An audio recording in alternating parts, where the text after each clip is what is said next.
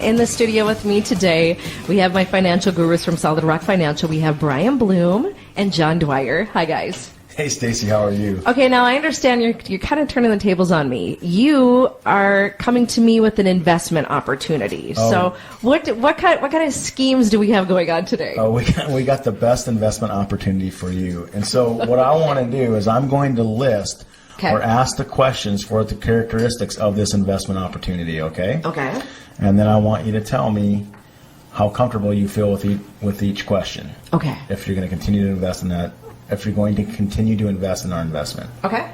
All right. So the first question: the investor determines the amount and length of time for the contribution to continue.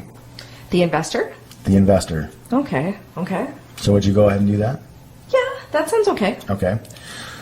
Second, the investor can pay more than the minimum contribution, but not less.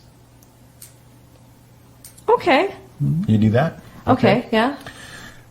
If the investor tries to pay less, the financial institution keeps all of their previous contributions. Okay, I'm not a fan of that. Okay. That's good. Okay.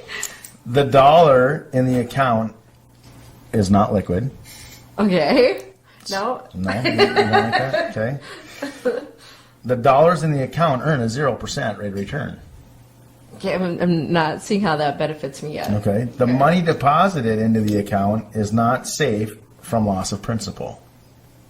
Okay, no. The investor's income tax liability increases with each deposit. Okay. No. Okay. You sound like our government. When the plan is completed, there is no income paid out to the investor. No. So that's the investment. I'm basically not investing in anything. I'm not getting anything back. I don't want it. Stacy, do you own a home? Yeah, I do. I do. Do you know what that is? Is that my house? That's your mortgage. I don't like that. Yeah, he's sounding more like the banker, not the government, but the banker. Right. So we're going to go through and we're going to elaborate on these concepts and these truths about mortgages and how we can effectively pay for these. Okay. Because it always costs money to live inside. It does, yeah. So Brian and I are going to kind of elaborate on this because when I asked you those questions, you adamantly said, no, there's no way I'd ever do that. And I did it. But everybody's doing it. I've done it like 4 times over now. Okay. And every month you do this. Every month you add money to it. Yeah, I do. Okay, so Brian, let's go through these questions again, okay, and we'll just kind of elaborate on them. So, the investor determines the amount and length of time for the contributions to continue. Yeah, see, this is where we actually set up the mortgage in the first place. And we readily agree to this because we feel like we're in charge. A lot of times this comes when we're purchasing the house and we're visiting with the banker at that time to see if we can afford the monthly payments. And so that's how we determine the amount and the length of time. We choose the length of the mortgage and we kind of buy the right size of house in order to fit the payment. So this one's not too bad. We like this because we're in charge. And we feel like we're in control of that decision, right? Which we are. So now let's continue on the questions, though. The investor can pay more than the minimum contribution, but not less. Sure. Right. So my mortgage payment is the minimum, and I can prepay principal if I want to, and that's okay. But I can't pay less than the minimum. This begins to make me feel a little uncomfortable because what if I have a tight month? But yet it still seems like I'm in charge. And it's interesting, though, that how they'll allow us to pay more. Right. Oh, yeah. Right? But we can't pay less. But, oh, no, we can pay more. Right. You're welcome to pay more. Right. And if I pay more this month, doesn't mean I get to pay less next month. No, they just add it to your principal. Same. Yeah. Right. Yeah. Okay, so now we'll move to the next question. If the investor tries to pay less, the financial institution keeps all of the previous contributions. Sure, that's called foreclosure. Foreclosure, you can lose your house. Not only do they keep all your money, but they keep everything that you had. That's right. The house is gone. 3 months and you're out. Okay, so now the dollars in the account are not liquid. Yeah, now that means you don't have access to it.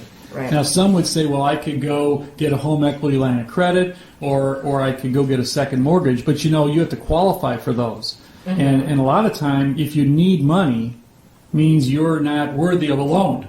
Right. And so you have to fill out this questionnaire and beg for your money back. You pay extra principal, and then you try and get an equity line of credit on the principal you prepaid, and they're not going to give it to you because you Right. probably can't pay it back. Well, and I think it's important too for people to understand that you are not in control of your equity. Right. The bank has 100% control of your equity because they're going to give you permission to get it if you Right. need it. And so the only other way to access your equity is if you can't qualify for the equity through the loan is to sell the house. Yeah. And at what terms? Meaning, what market conditions are we in if you Right. need the equity for Right. some type of emergency or life event? Yeah. Okay? So you are not in control of your equity. It is not your equity No. at all. Okay? The dollars in the account earn a 0% rate of return. Now, Brian, let's elaborate on this a lot of Yeah. times because I ask this question frequently for clients, and it is always the same answer, and it is always zero, but there's a lot of misconception out there of what the equity actually earns, and it's zero. But let's hope the listeners understand why it is zero. Yeah, sure. Because what we believe is that when our house appreciates in value, that's a rate of return. That's Right. greater than zero. But let's think about that. You know, John, if you own a $100,000 home and you have a full mortgage on it, meaning you owe $80,000 on your $100,000 home, and Stacy, you have an identical house to John's right across the street. It's worth $100,000, but you've been prepaying the mortgage and you only owe $20,000. Okay. So in other words, Stacy, your equity is $80,000. You own 80% of that house. John owns 20% of his. Yeah. Now, both houses go up in value $10,000. Of that $10,000 increase, you sell the house for $110,000. Of that $10,000 increase, Stacy, you own 80% of your home. How much of that $10,000 increase do you get to keep if you sell the house? I have no idea. All of it, Okay. right? Okay. It doesn't matter how much of the home you own. John, if you sold your house and it had appreciated $10,000, how much of that $10,000 is yours even though you only own 20% of the house? I get to own all of it. You get all of it. Oh, that's true. So if we get all the appreciation, that means the equity has meant nothing.